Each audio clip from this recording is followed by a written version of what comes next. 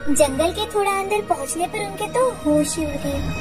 रास्ते में बहुत सारे कंकाल बिछे हुए थे और तो और किसी के रोने की तिलमिलाती आवाज उनके कानों को बहरा कर रही थी। दोनों ने हिम्मत कर आगे चलते जाने की सोची। अब आवाजें और ज्यादा तेज हो गई थी। लोग कहते हैं कि जंगल की खासियत उसका गहरापन और खुलापन होता है, जिसके चलते पशु पक्षियों को रहने का बसेरा मिल जाता है। एक ऐसा बसेरा जिसमें उन्हें किसी बाहर वाले का डर ना हो। पर चांद नगर के जंगल की बात कुछ और ही थी। वहाँ किसी भी पशु पक्षियों की आवाज नहीं गूंजती थी। पर हाँ, एक चीज के लिए वो जंगल खौफ का ठिकाना बन गया था। वहाँ गया कोई भी इंसान कभी वापस नहीं आता था और जो भी आए वो जल्द ही मृत पाए गए। उसी जंगल पर विचार विमर्श करते हुए वजीर अपने साथी कुंदन से, पता है कुंदन, कल सज्जन सिंह जंगल में गया था, अभी तक वापस नहीं आया। अरे क्या कहोगे अब ऐसे इंसानों के बारे में? किसने कहा था उसे पीकर लोगों से शर्त लगाने को? क्या तुम सही में इस अंधविश्वास को मानते हो कि ये जंगल श्रापित है? कोई पागल ही होगा जो इस बात को नहीं मानेगा। कुंदन वजीर की तरफ देखकर मुस्कुराया। वजीर जानता था कि गांव में बहुत ही कम लोग हैं जो ये मानते थे कि जंगल से लोगों के गायब होने के पीछे और उनके मृत पाए जाने के पीछे कोई अच्छा भी कारण था। तो उसने तय किया कि वो उस जंगल में जाकर इस बात का पता लगाएगा। उसने अपने साथ जाने के लिए कई सारे लोगों से बात की, पर कोई उसके साथ जाने के लिए तैयार नहीं हुआ, कुंदन भी नहीं। तुम्हें साथ नहीं आना तो मत आओ, पर देख लेना मैं इस पहेली को सुलझा कर ही वापस लौटूंगा। लेकिन ये वजीर के आखिरी शब्द साबित हुए, क्योंकि इसके बाद वजीर को वापस कभी किसी ने नहीं देखा। मैंने कहा था भाई तू मत जा, पर तूने मेरी एक ना मानी। अरे कम से कम इस अर्जुन का तो सोच लिया होता। अर्जुन वजीर की एक लौती औलाद थी और अर्जुन का भी वजीर के सिवा कोई नहीं था। इस घटना के बाद कुंदन ने अर्जुन को गोद ले लिया और उससे कहा, अर्जुन, मैं तुम्हारे पिताजी की कमी तो पूरी नहीं कर सकता, पर मुझे तुम अपना चाचा समझ लेना और मेरे घर को अपना घर। तुम्हें यहाँ किसी भी चीज की कोई कमी नहीं होगी बेटा। धन्यवाद कुंदन चाचा, मैं आपका यह एहसान कभी नहीं चुका सकता। उस दिन के बाद अर्जुन कुंदन के घर में रहने लगा। कुंदन का बेटा सूरज और अर्जुन दोनों बहुत ही अच्छे दोस्त बन गए। हमेशा दोनों साथ में खेला करते थे और पढ़ाई भी किया करते थे।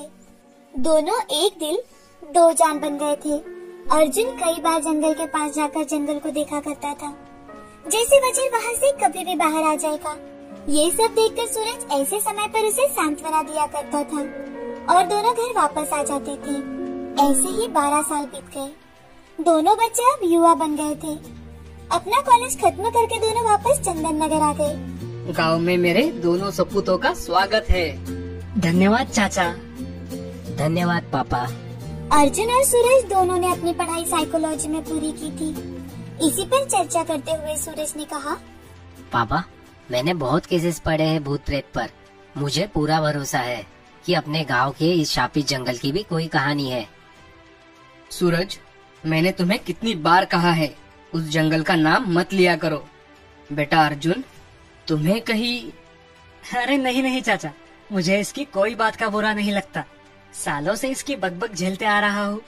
अर्जुन और सूरज हंसने लगते हैं और कुंदन राहत की सांस ले लेता है। रात को सोते वक्त सूरज अर्जुन से, अर्जुन, मैं बिल्कुल गंभीर हूँ इस मामले में। जंगल के मामले में? मुझे नहीं लगता सूरज तुम्हें वहाँ जाना चाहिए। अर्जुन, क्या तुम्हें कभी मन नहीं करता ये जानने का कि वजीर चाचा वापस क्यों नहीं आए? वो उनकी गलती थी। अर्जुन, मुझे नहीं पता मैं तुमसे क्या कहूँ, लेकिन मैंने तय कर लिया है, मैं इस पहेली को सुलझा कर ही रहूँगा। तुम मेरे साथ आ रहे हो या नहीं? अर्जुन अपने दोस्त को अकेला बिल्कुल नहीं छोड़ना चाहता था, इसीलिए उसने सूरज के साथ जाने का मन बना लिया। अगली सुबह बिना किसी को बताए ही दोनों जंगल की ओर निकल पड़े।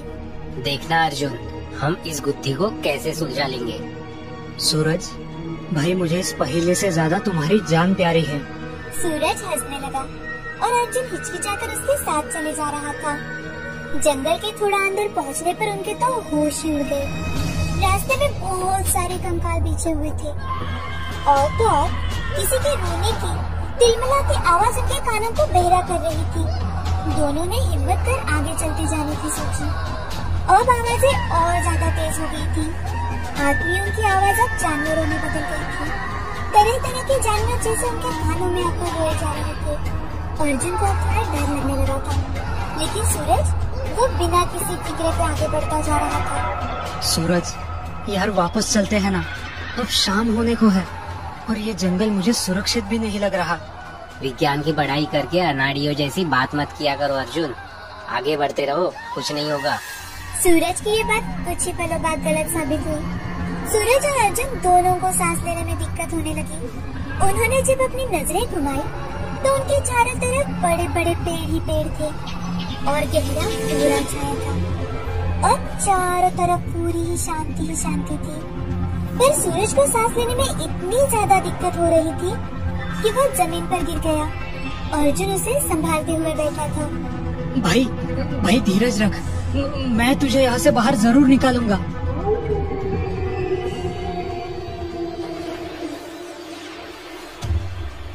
तुम निकालोगे बाहर? खुद की हालत देखी भी है या नहीं? हाँ? तुम कौन हो? मैं यही जंगल हूँ जिसे चांद नगर के लोगों ने बेरहमी से खत्म कर दिया। तुम्हारे लोगों ने खत्म कर दिया। तुम कहना क्या चाहती हो? 70 साल पहले ये जंगल बहुत से पशु पक्षियों का घर हुआ करता था, जहाँ सभी जानवर संतोष से भरा जीवन व्यतीत करते थे। परंतु जंगल में पाए जाने वाले धातुओं के खातिर तुम्हारे लोगों ने पशुओं की हत्या शुरू कर दी।